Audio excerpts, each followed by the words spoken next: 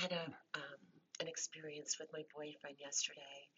It's just relationships are so powerful because everything comes up, it seems, That's right? what they're for. Yeah. Um, and so, in reacting to something that he said, like in my mind, I'm thinking I'm triggered. Hmm. He said something inappropriate. Now I'm hurt. And so this is very common in relationships. Yeah. And so in this practice, I guess when I woke up this morning, was just kind of the thought that it doesn't mean what I think it means. It did seem like a little space opened. Nice. Yeah. I'm not so upset. It's still there, but there's a little shift. Golden. And I can smile today for right now in this moment, Yeah. um, until my thought starts doing the fear thing again. Yeah. And so I'm almost playing with it. Oh, there's this response. Now I'm in fear and I feel it. And then when I remember that I don't know or that it's not what I think, there's just a little opening. So Hmm. I'm kind of playing with it this morning. Yeah. Well, and I think if we stop and think about it, the whole game of the ego is to make us a victim of the world we seem to see. Right. We make it up, and then we make ourselves a victim of what we made. And and so this mirroring thing that's going on. And by taking this gentle responsibility, we start to remove ourselves from victimhood and we come into our power. And if we do it just a little teeny tiny bit, the little bit of light comes through and it's like, oh my God, this is powerful.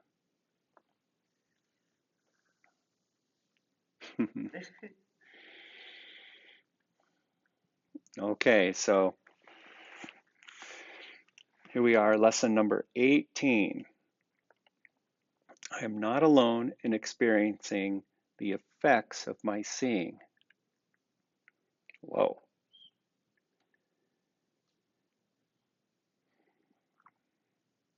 The idea for today is another step in learning that the thoughts which give rise to what you see are never neutral or unimportant.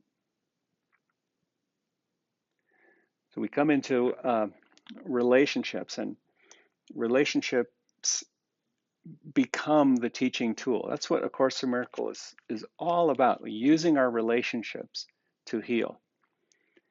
And so using this situation, this circumstance where I slip into victimhood, or I want to blame, or I want to perceive myself unfairly treated, we catch ourselves in that act and say, wait a minute, there's another way of perceiving this. That's step one. You don't have to correct it. It doesn't have to be perfect. We just recognize there's a better way. And then oftentimes the better way is given the instant we realize we have the power to choose against the way we're perceiving it in that moment. The text in the Course actually ends with the line, choose another way, choose a better way. Or technically it says, choose again, choose again, choose again. We choose our way finally home, and we choose our way into this awakening process.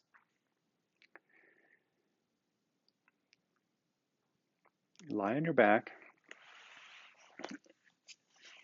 have your bolster at your side, knees bent, feet on the floor.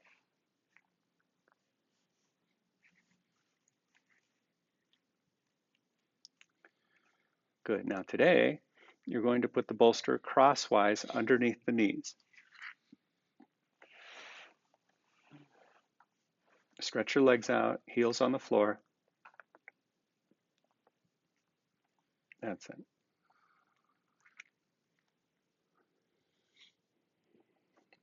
Just rest in the shape a moment and soften into the opening line of lesson number 18. I am not alone in experiencing the effects of my seeing.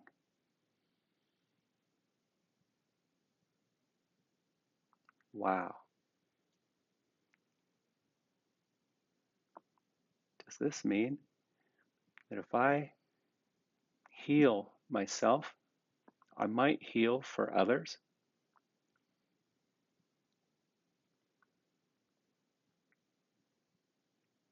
Does this mean if I heal and begin to change my perception of the world, it's a step toward healing for all?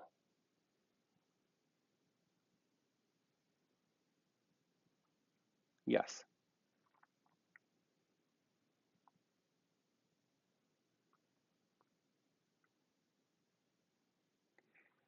The idea emphasizes that minds are joined. And this is an idea, it says, that will be given increasing stress or emphasis later on.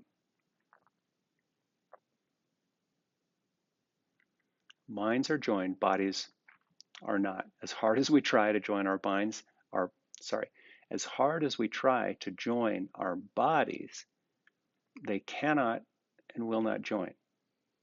Minds join, bodies do not. Yoga means to join.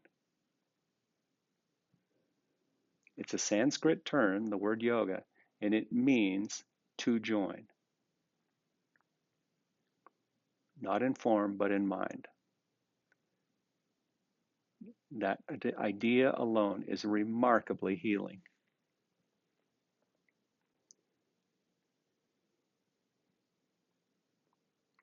Now bring your right knee toward the right shoulder. Interlock your fingers over the knee. If it's not too much of a reach, with the head unsupported, it can be quite a reach. If it's too much, just come onto the back of the thigh. Let your head rest. Let your left leg rest. Sink into the hip. Sink into the shape.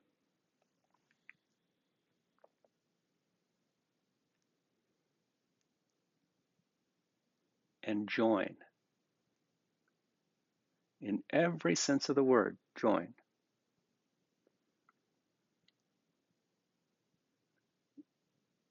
Judgment, condemnation, the belief in right or wrong or good or bad has to slip away the moment we begin to join.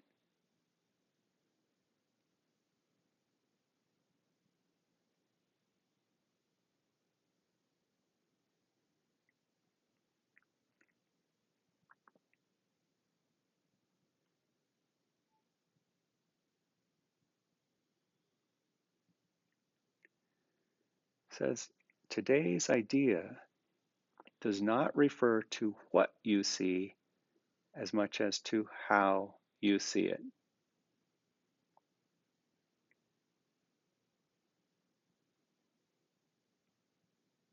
Lower your leg to the floor. Heel to the floor, knee supported by the bolster, that is. And bring the left knee toward the left shoulder. Interlock over if reachable. Soften into the shape. Join with the sensation in the hip. Join with the shape. Join in your approach. We could paraphrase that last sentence I read. It's not so much what you do in these shapes, it's how you do it. It's not so much what we do in form, whether it's a profession or how we spend our days.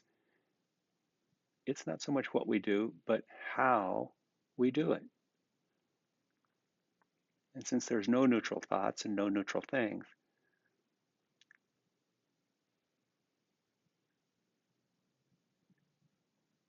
the how brings up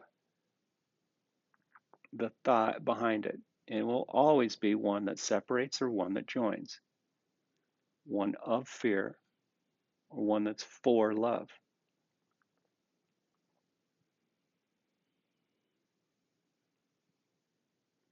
Now, if this were the last lesson and the last concept you ever took from this book, but you maintain this part of the practice, it would save you eons. Save all kinds of time.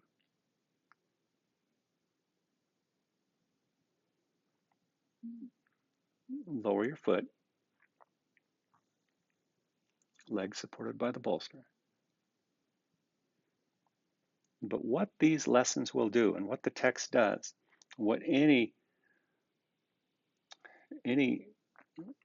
scripture that points to this non-dual oneness does, is shows us all the different ways that the ego can get in the way. And it shows us all the many ways of undoing. But it all comes back to this formula. We function from a place of fear or a place of love. Okay, now bend your knees up, have your feet on the bolster.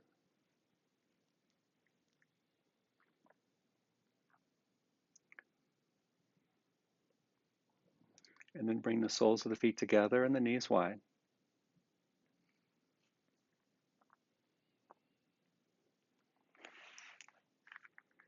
Just have your hands at your sides here. Rest in the shape a moment.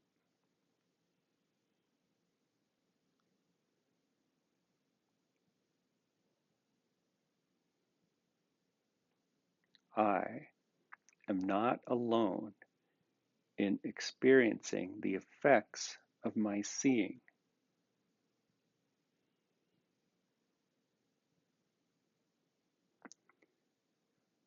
Press the feet into the bolster, move your low back toward the floor, and now use your abs supportively as well. So now the shape becomes pretty active. Pressing the feet, pressing the belly down, palms down on the floor. Use your arms to press down into the floor now. It becomes pretty active through the arms and the legs and the feet. Chin lifted, head heavy.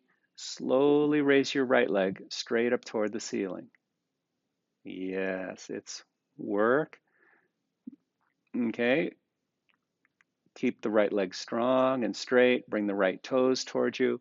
You're still pressing through the left foot. Stabilize the shape. Heel away. Firm the thigh. Observe the shape. Observe the feedback.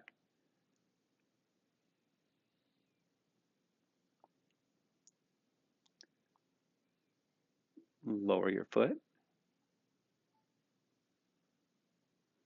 Press the feet. Move the belly and back down. Slowly raise the left leg up toward the ceiling. It's not what you do here with the shape, it's how you do it. Find the angle here on your left leg so that you can fully extend the knee. There's no such thing as perfecting a yoga shape. That's like searching for the pot of gold at the end of the rainbow. Firm the thigh, heel away. Feel the work and observe it. Try not to react.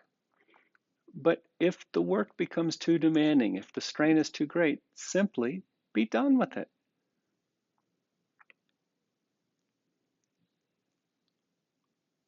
What would love have me do?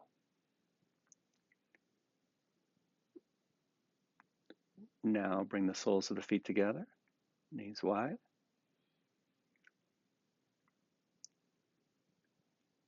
Knees together.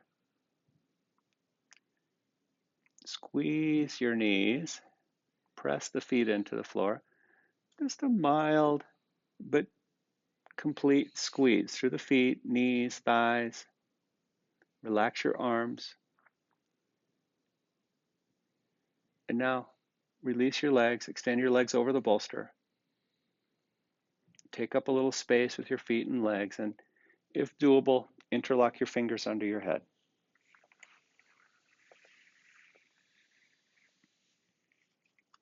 Otherwise, they're out in a T shape. Either way, we just gently approach the blockage or maintain the movement that we do have. Nose high, turn your head to the right. As you make the turn, feel your body weighing in, heavily relaxing, You can increase the turn to the right a little bit and then relax your neck and your head fully.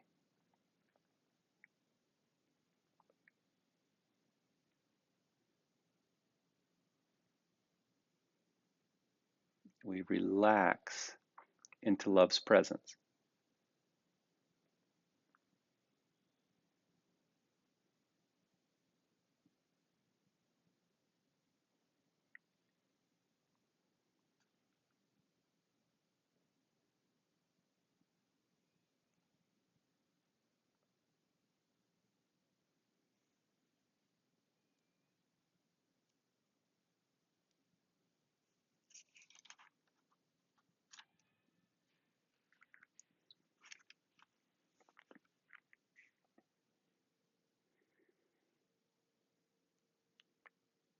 And slowly turn your head through the center,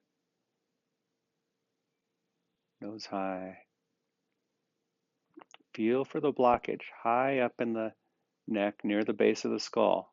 That's why we have the nose high and the throat open. Find that blockage. Just touch into it. Don't try to fix it. Just touch into it and then rest.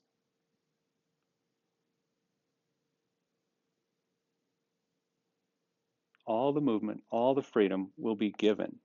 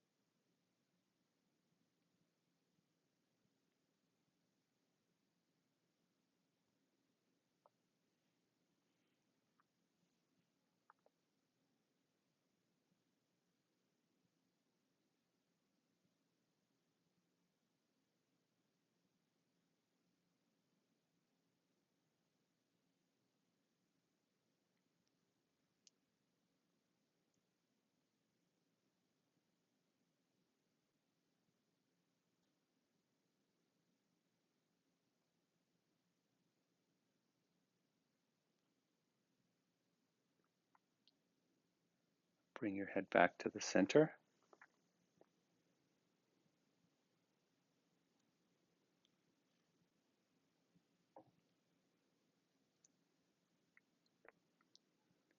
And release your arms to your sides.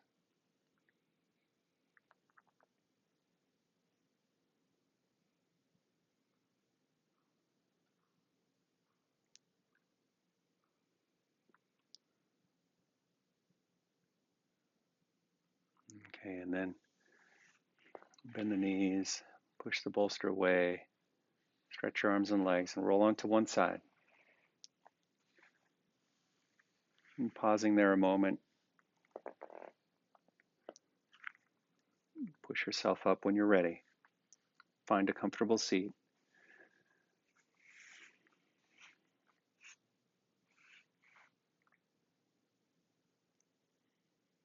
Close your eyes, bring your hands to your heart.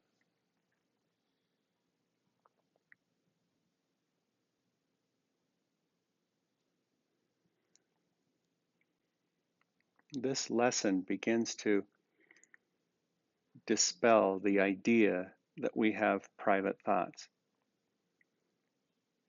It dispels the notion that we can go through our lives separately. And in truth, we're never alone.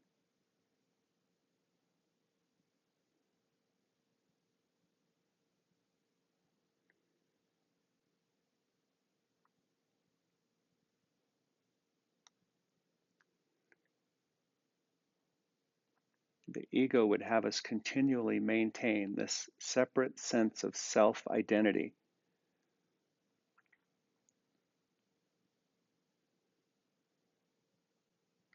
We're gently going to melt that concept away and join and feel into the freedom,